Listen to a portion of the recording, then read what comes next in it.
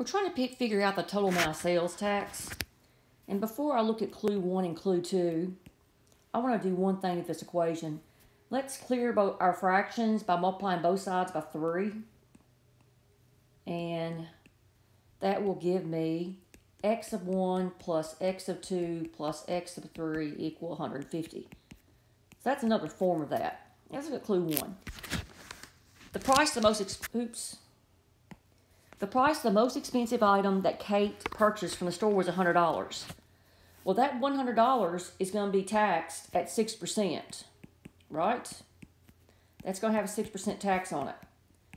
Well, the total amount that she spent, x of 1 is price of one item, x of 2 is another item, x of 3 is a third item. She spent a total of $150. So if she buys one item that's $100, she's left with $50. And no matter how you break that up, it's going to be less than $80. She might have spent $49 and $1. She might have spent $20 and $30, but it's not going to have any tax on it. So clue 1 works. She's going to be taxed at 6% on the $100. All right, so clue 1 works independently. Let's look at 2. The price of the least expensive item that Kate purchased from the store was $10. Well, that means she's got how much left over? She's got $140, right?